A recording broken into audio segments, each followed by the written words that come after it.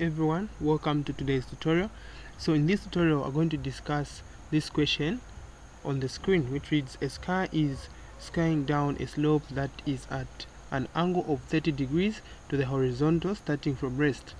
The mass of a car is 80 kg. The car is going down the slope at a constant acceleration of 3.21 meters per second squared. And then the first question is asking us to calculate the speed of the car after going 100 meters down the slope. So these questions are simple and straightforward. First of all, what you need to do is make sure that you subscribe to the channel and click the notification button so that you don't miss out the videos that I'm going to be posting. And then if you have any questions, feel free to contact me on any of these lines on the screens, on the screen that you're seeing here. So all these lines that you are seeing are active. You can either give me a direct call or simply just text me on WhatsApp. Alright, so let's quickly solve the question. So the first question is asking us to calculate the speed of the car after 100 meters down the slope. So first of all, you first need to draw what is known as the free body diagram, and also need to write down the data. Every time you are solving a physics question, you always first have to write what is known as the free body diagram, and then apart from writing the free body diagram, you also write down the data that you've been given so that you know the right equations to use. Okay, so if we look at this guy, we can draw the normal force. The normal force is the force that is acting in the opposite of the weight of the car. So the normal force is actually this one. So we have the normal force, so I'll name this as N. Then we're also going to have the weight of this car, which is going to be in this direction. So this weight is going to be mg, and then this mg is going to be divided into two components, which is the x and the y axis. So we're going to take the x axis as this one. So in the x axis we have two forces. We have the friction force, which is acting in the opposite of the direction of this car, and then we also have this driving force, which I'm going to call F. So this which I'm going to call F. So you can write it as F. And then the other thing that we need to look at is are the components of the weight. So the weight is mg. So if we have this component this side, this angle is always assumed, okay, not really assumed, but it's proven mathematically that it's equal to this one. So this theta here is the one that we're going to have there, which is 30. So we have mg. If we draw the 90 degrees angle here, this is going to be mg. Since this is adjacent, this will be cos theta. Then we're going to have mg sine theta, which is going to be in this direction.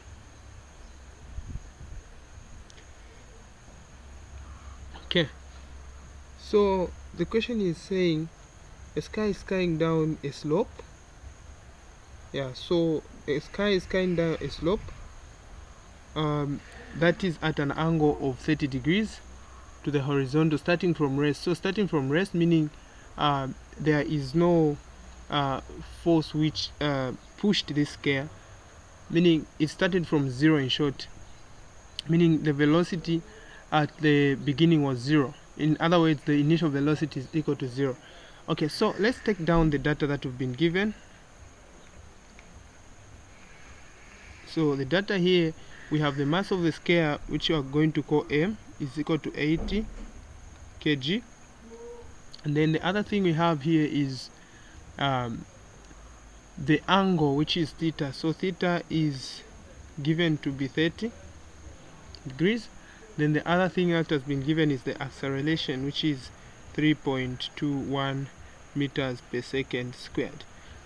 What other thing? So we've also been given the distance the scale moved, which is 100 meters.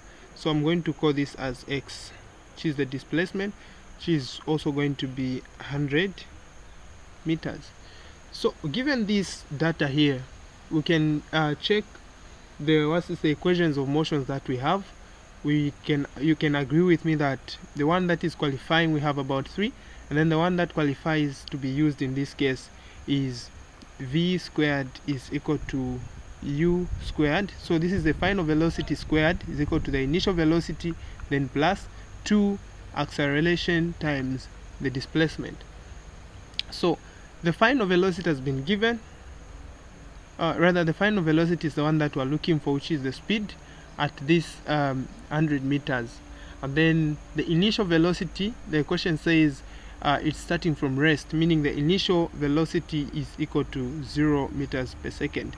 So this one will be taken to be 0. Then we have acceleration that has been given to be 3.21, and then the displacement has been given to be 100 meters. So we're going to have v squared is equal to 2ax. So to find v, we're going to square root both sides, meaning this will be 2ax.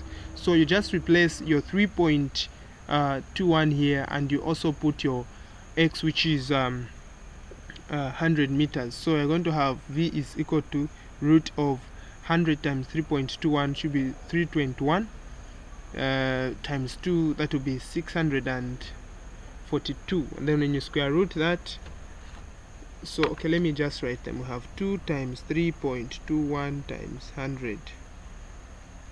So the velocity is going to be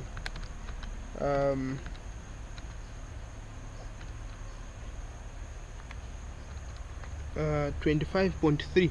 So the velocity is 25.3. Of course, we have a lot of numbers this side, but when rounded off to the nearest to one decimal place, we have 25.3. So I'm going to write this is approximately equal to 25.3, not 21, rather 25.3 meters per second. So this is the velocity they are looking for. So this is the speed they want here. And then the second one, we have find the time taken for the scare to go 100 meters down the slope. So the time taken, looking at the data that we've been given, we can use the other equation of motion, which is equal to v is equal to u plus at. Yeah, so we know that the initial velocity here has been given to be 0, then the acceleration is there, then we're looking for the time. Then the final velocity has been found to be 25.3.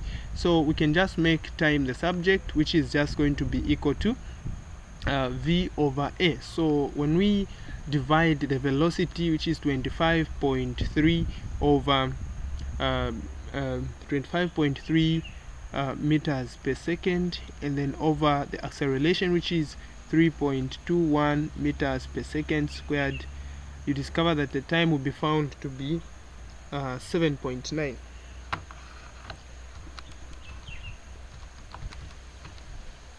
Yeah, so the time will simply just be 7.9 seconds. And then the other question is asking us to calculate the magnitude of the component of the weight of the scare parallel to the slope and the normal reaction force on the scare from the slope. So the component of the weight they are looking for is, or they are asking us to find, is simply just mg sine theta. So the component of the weight which is parallel to the slope is simply just this one. The slope is this one. So now they want something that is parallel, the component of the weight that is parallel, which is simply just this one. So we're going to have, so this weight, I'm calling this WP, which is going to be equal to mg sine theta. Then we've been given the mass, and then the gravity is simply just 9.81. Yeah, so it's just a matter of replacing, and then you also replace your theta, which is 30 there. So WP is equal to mg. Our mass is simply just going to be 80. It has been given. And we also have the gravity 9.81. Then we say sine 30 degrees. So now here's just a matter of multiplying. When you multiply 80 times 9.81 times sine 30, you get 392.4. So the component of the weight that is parallel to the slope is simply just 392.4 newtons. So this is the component that they are looking for. So let's quickly move on to the next question, which is we have also another question in this same question, the normal reaction force. So the normal reaction force is simply just this one here.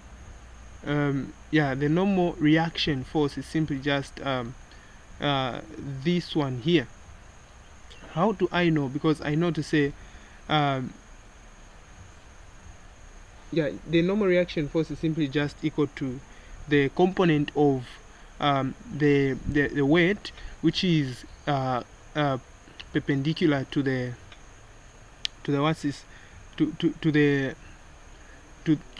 direction, rather to the slope of this incline.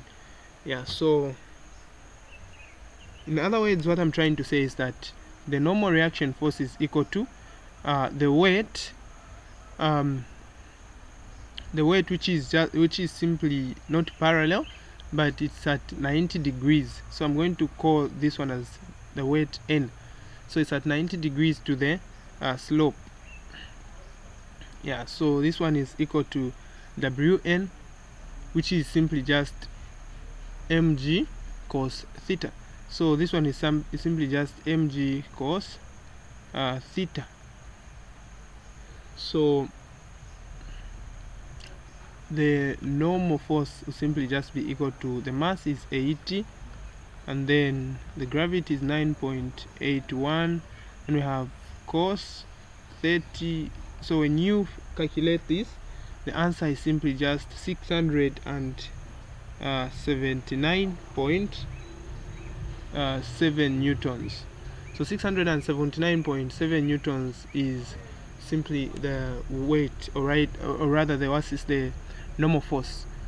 Okay, so this is what we have. We have this one.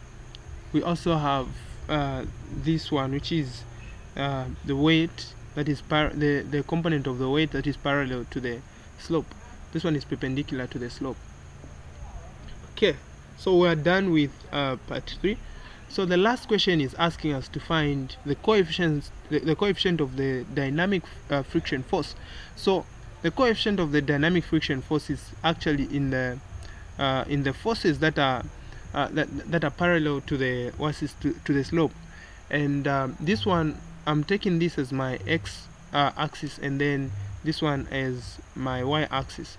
So if we are to find these forces, we need to find the summation of all the forces in the x-axis, because that's where we have the friction force, which contains the coefficient of the dynamic friction. Okay, so let me just erase one part, which is, okay, let me just erase this one here. This is where I'm going to write what is needed here. Okay.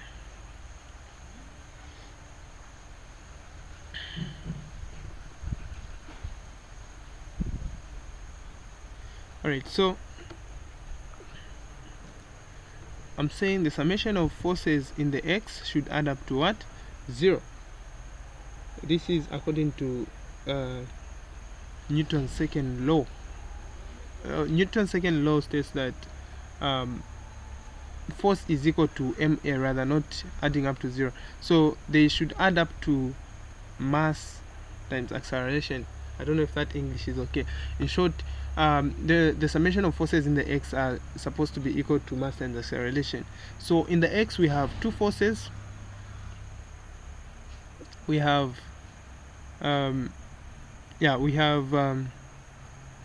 we have this one here, then we also have this one here, then there's also this F, which is the one I'm calling MA. So if you want, you can use the same formula which I wrote at first, where I said the summation of forces are all adding up to 0. Let's try to use that same one. They are all supposed to add up to 0. So we have the friction force here. So if I take this as my positive x-axis, then this one as the negative x-axis, it means that we're going to have friction which is positive. So my F, the friction force, is going to be positive, and then we have two negative forces, which is this F, which we are calling mass times acceleration, so this would be ma. Then we also have mg sine theta. It's also in the negative if we took this side as positive. So we have mg sine theta, and we say this is equal to 0. So here it's just a matter of making Fr the subject, because we know that the friction force is given by mu n, which is the coefficient of friction times the normal force. So in this case we're dealing with the dynamic coefficient of dynamic friction. So this one we have mu n, then we take everything to the other side of the equal sign. So when you take everything to the other side of the equal sign, we have okay, so one thing that I forgot to tell you, there's something which has just come to my mind right now. So this one is used when forces are in equilibrium. When you have forces that are at a joint or at a point which are in equilibrium, you use this one. But since this one is in motion, even at this same 100 meter distance, it's still in motion, meaning you say the summation of forces should add up to what? Mass times acceleration. So this ma is supposed to be positive, in short. Yeah, so this ma is supposed to be positive, so this will be this side. So we say ma this side, and then when we take we take this side where when you take the direction of this car as positive and then this other one negative, meaning we have the friction to be negative, and then so this one we're deleting it, and then this one will be positive. So let me just write this properly. Okay, so let me write it properly. Okay, so I was saying this this car was still in motion even at 100 meters. So the summation of all forces in the x are supposed to be equal to mass times acceleration. So the summation of forces, if we take this side as positive, it means that we're going to have mg sine theta, then the friction will then be negative. So we say friction force will be negative, and then we say this is equal to ma. So here it's just a matter of making mu the subject, because we know that the friction force is given by mu n. Okay. Okay, so as I said, the summation of forces in the x is supposed to add up to mass times acceleration. Then if we take this part as positive, and then it means that the friction force will be in the negative, which is in the opposite direction of the of motion of the car. So this will be when you take forces in the x, we have mg sine theta as one of the forces in the x. When you say minus the friction force, which is mu d. So let me first write it like this. This is supposed to add up to mass times acceleration. So mg sine theta, or rather let me first change this. So we can take first mg sine theta to the other side, then this would be negative. Fr can also be written as mu d, and so this is the dynamic friction times the normal force. Then you say this is equal to ma minus mg sine theta, and when you divide everything by negative n, you have your mu, which is the dynamic coefficient of friction, is equal to, you're going to have mg sine theta minus ma, then everything divided by n. So when you replace your values in this expression, you discover that your when you check, your m there is what? Is 80. Then your gravity is 9.81. Then you have sine 30. Then you say minus m is 80, a is 3.21. So when you do your replacements there, and then the value of n, which is the normal force, is 679.1 or 0.7 rather. Then when you replace and then you calculate that, you discover that your dynamic coefficient of friction is simply just 0.2. Yeah, so it has no units because it's a constant. Alright, so this is how you were supposed to solve all the questions in this question. So thank you very much for watching today's tutorial. If you have any questions in physics and in mathematics, even in other courses, feel free to contact me on any of these lines on the screen. Don't forget to subscribe to the channel and also click the notification button after subscribing so that you don't miss out the videos that I'm going to be posting. My name is Hamted. See you in the next tutorial video. Shalom, shalom.